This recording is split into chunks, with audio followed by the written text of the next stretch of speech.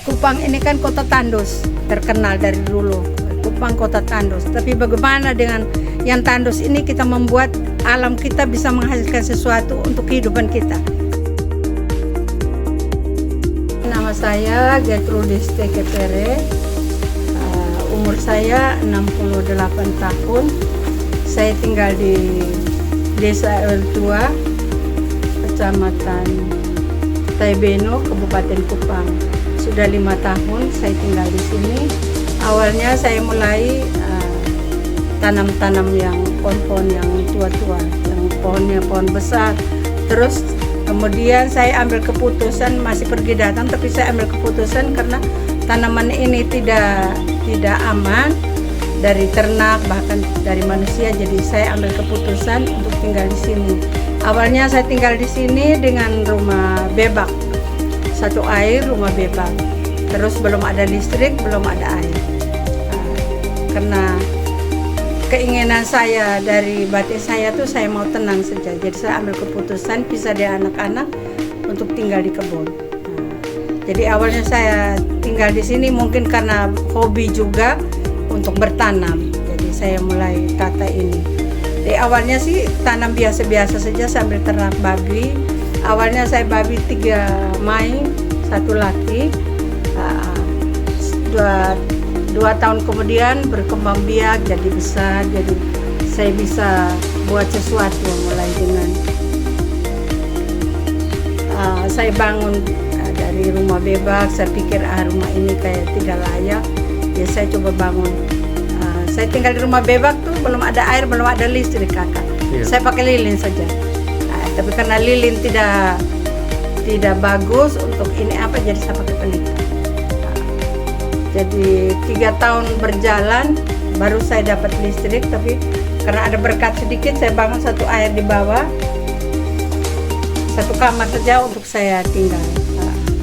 Jadi berkembang dengan usaha babi, ada berkat sedikit-sedikit saya mulai pengembangan sambil dengan anak-anak mereka merasa kayak mama tinggal di kebun ini tidak layak kalau hanya ini. Jadi dengan mereka punya niat baik buat akhirnya sampai jadi begini. Terus yang kemudian niat ini untuk buat kebun ini seperti ini, dorongan dari anak-anak juga daripada umat tinggal di kebun hanya dengan babi.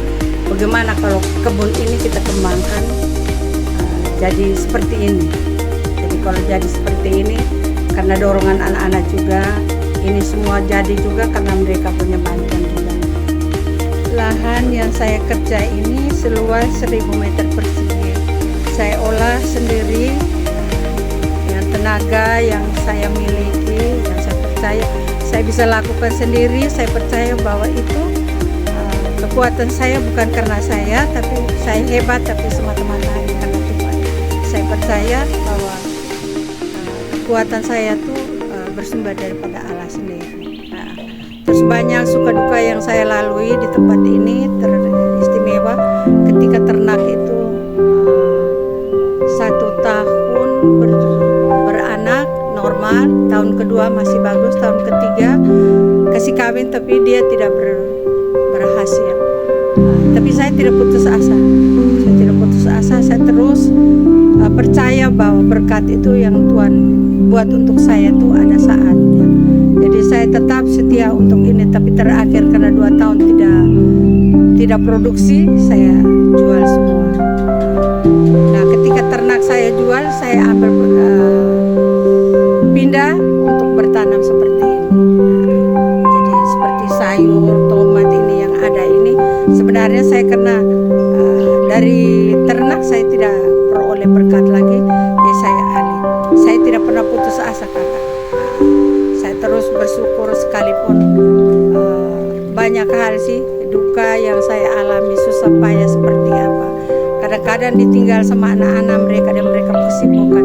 Saya benar-benar hidup sendiri, tapi saya percaya bahwa di alam terbuka ini sekaligus mendidik saya, cara saya untuk membangun relasi saya dengan Allah, bahkan dengan alam dan juga sesama. Jadi harapan saya untuk anak-anak atau sesama Allah yang kita sembah ini sungguh hidup. Di mana kapan saja kita butuh dia ada. Dan saya alami ketika saya peternak jantan yang dia terperangkap di pintu gerbang itu, dia punya bobot badan itu sekitar 100 kilo. Nah, ketika taringnya di pintu gerbang itu, bagaimana cara saya untuk menyelamatkan ini babi? Karena kalau ketika saya tidak ini, dia harus mati. Tapi di saat itu, ya itu sudah Tuhan itu baik. Jadi ketika saya angkat tangan saya bilang, Tuhan saya kehabisan akal. Bagaimana cara untuk menyelamatkan ternak saya? Karena ini berkat yang Tuhan buat untuk saya. Terus di hati saya bilang, angkat itu pintu. Jadi saya spontan saya buang, saya punya ember yang ada di tangan, saya angkat. Terus begitu angkat, tapi taringnya masih tegak di besi. Jadi hati perintah bilang kasih tidur, dan kasih tidur terus babiin.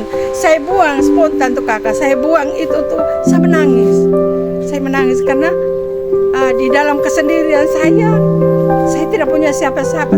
Bobot yang ini yang menjadi berkat saya harus mati dengan cuma-cuma. Jadi itu terus yang kedua lagi setelah saya pindah kanan, saya inisiatif, saya bilang oh ini harus pindah kanan. Kembali saya pindah kanan yang berikutnya juga seperti itu. Nah posisi kandang itu dia bukan cabut, tapi dia harus ini karena terbalik pasangnya. Jadi ketika taringnya sangkut itu, saya bilang aduh ini bagaimana lagi, ini berarti mati sudah ini. Tapi hati saya minta Tuhan kasih saya hikmat dulu apa yang saya bisa buat. Di saat itu hati bilang ambil hamar.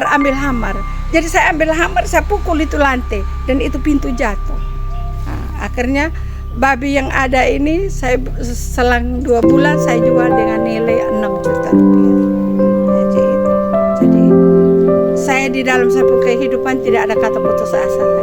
Saya tidak pernah menyerah dan saya tidak pernah takut apapun yang ada. Jadi ya ini sudah sampai dengan saat ini saya seperti ini dengan tanamannya itu karena itu. Saya selalu ambil itu di dalam Matius, bersyukur di dalam segala hal maka engkau akan memperoleh kelimpahan.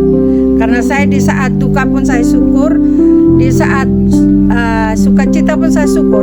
Jadi kadang-kadang kita bersyukur tuh ketika kita peroleh banyak berkat. Saya di dalam suka maupun duka saya mensyukuri saya punya hidup. Apa itu sakit, apa itu sehat, saya selalu mensyukur. Kupang ini kan kota tandus, terkenal dari dulu.